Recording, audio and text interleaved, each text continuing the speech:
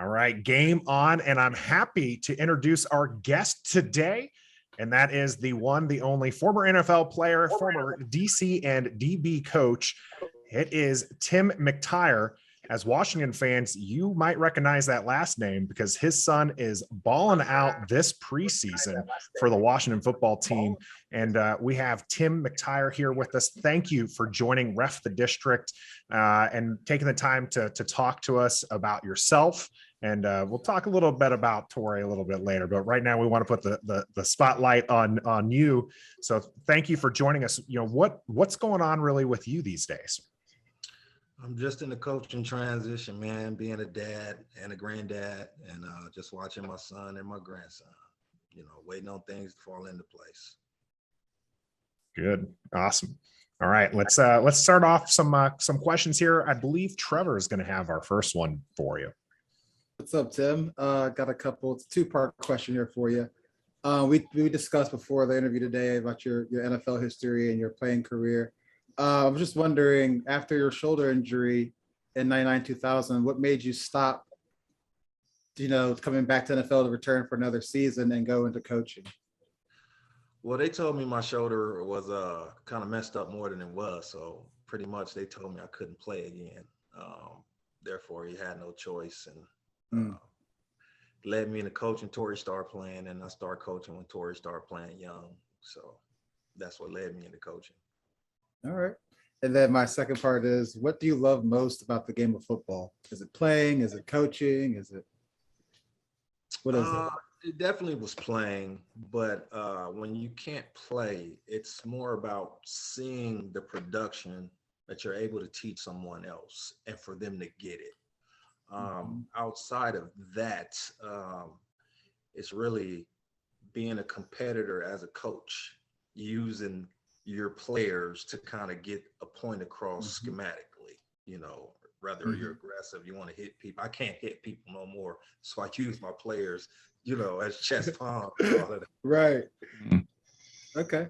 What do you miss most about playing? I think I missed the aggression. For me, and in the era I was in, just having the biggest chip on my shoulder and being such a competitor, I just miss competing and I love hitting people. So I miss that.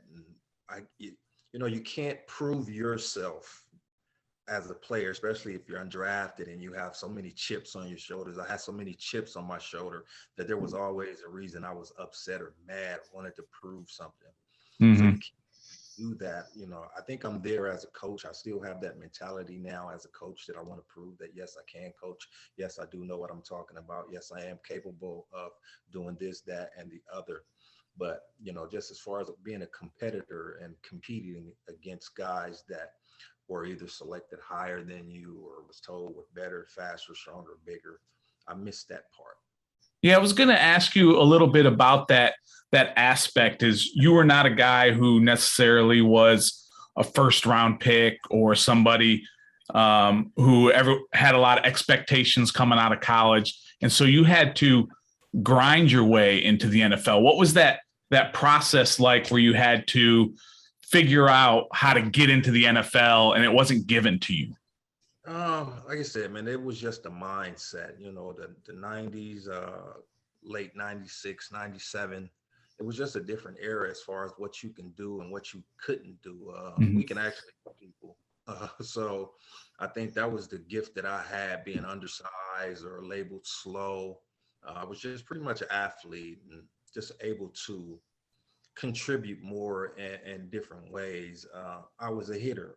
Again, so I brought something to the table. That's what I was good at. Also, playing corner at BYU, playing safety, I was able to play multiple positions in the secondary. So, on top of that, and playing a lot of special teams, there was something I can contribute. So therefore, in today's game, I don't know if I would make it, considering you can't hit nobody. I could cover, but without the special teams, kickoff, I just don't know where I would have fit in or if I would have had that opportunity to show what I can bring to the table. Well, I don't think if you were playing today, even at your age, you'd probably still be hitting people and putting them on the ground, putting them on their back pretty quick. I know I wouldn't want to play it against him. I would be losing a lot of money missing games. Be on the suspended list quite a bit there. So I think we can appreciate some big hits, especially as Washington fans. We definitely Sean Taylor jersey behind me there. We love our big hits. How much of your game do you think you were able to translate to your son Torrey, who's now playing for Washington? Well, when he was young, he was definitely more me. He was a mean Pop Warner player, and he was free safety. As he started to get into his transition of offense and being an athlete, he kind of calmed down a little bit. Once he went to high school, I stopped coaching him at high school, and his whistle coach, put it that way. So he had different coaches and different mindsets or different, sets in. And I think more so we're both mental now that, I understand the game. I didn't understand the game when I was playing. So now I'm really trying to transfer that, and I do transfer that to the players that I mentor or coach. I think we both have similar mindsets in some form of fashion. So we can definitely tell that you're a very proud papa. You retweet anything that people say about Torrey while he's on the field, and so what is probably your proudest moment for both yourself and watching your son play here in the NFL? Myself, I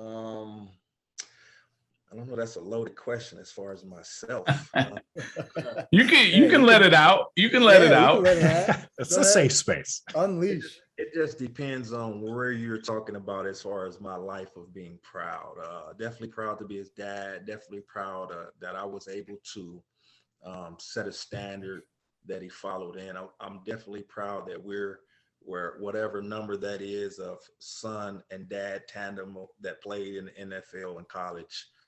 I'm definitely proud that we're both DBs and we're able to have certain type of conversations.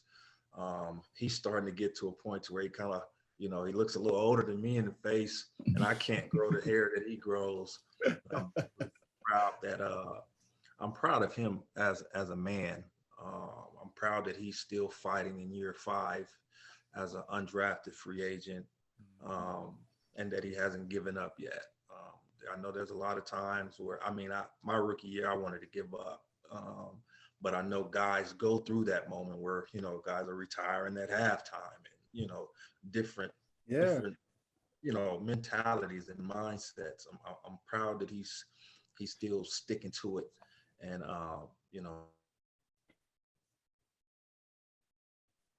Good. I think that he's doing more than just fighting for it. We think that he might have a legit shot at making the 53-man roster. And we'd be very proud to see him do well with you, and watching the stands. Maybe you're going to come. Do you think you're going to be coming to any of the Washington games if he makes it? Yeah, I'm hoping to do that. Just never telling where. I got a ticket. Like I said, I hope tickets would be a problem, but no, they won't. But just in case they are, I got you, Tim.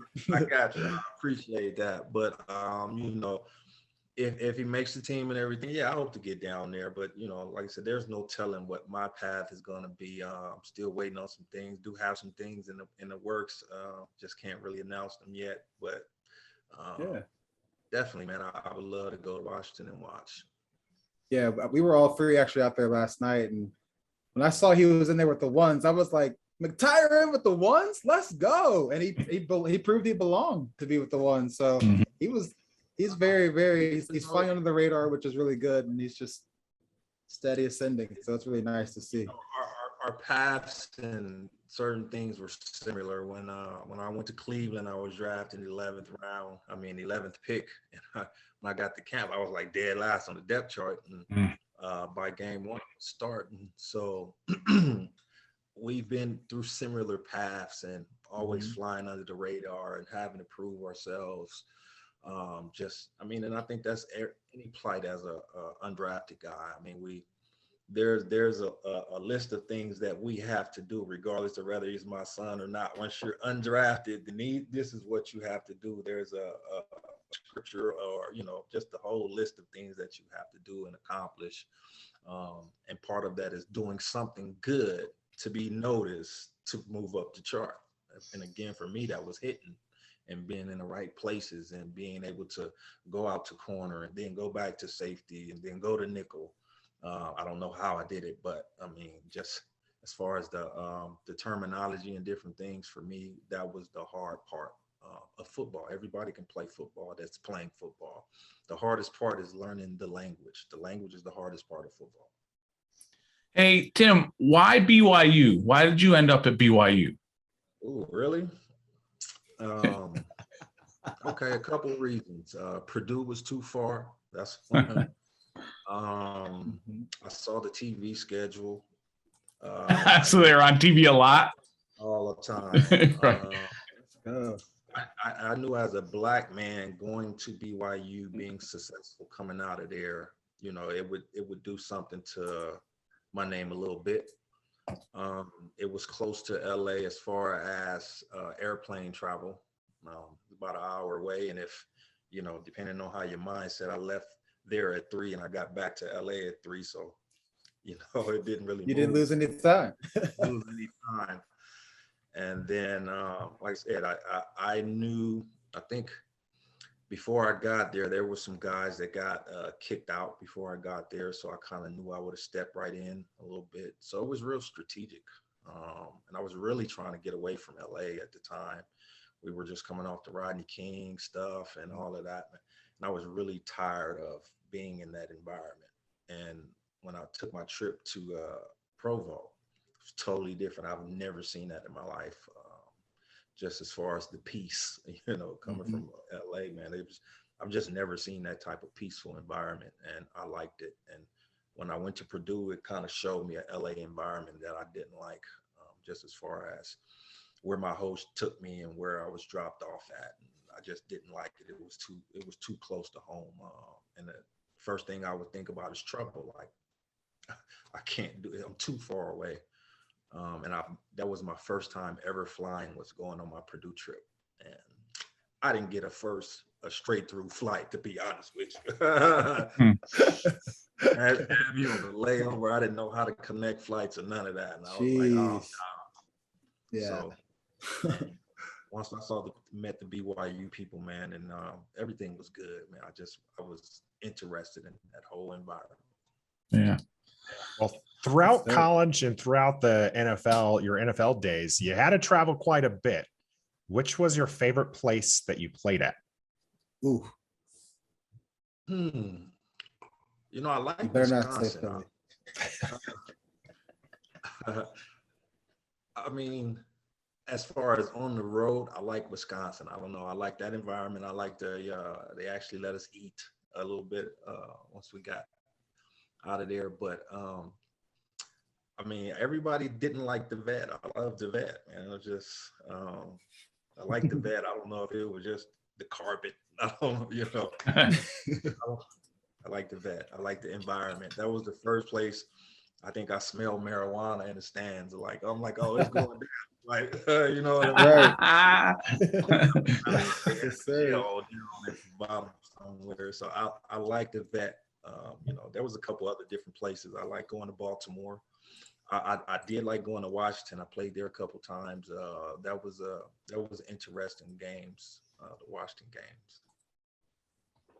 All right. Well, Tim, we want to thank you for your time and appreciate you joining us here on Ref the District. You mentioned earlier that you're kind of in a transition period. Well, just like we're going to be following your son, Torrey, we're going to be following you and see what successful things you have going forward. So thank you from all of us here at Ref the District for joining us. All right, man. I'm official right now. I'm officially a Washington football fan. So I want to say go Torrey, good luck, and finish strong, bro. Love you.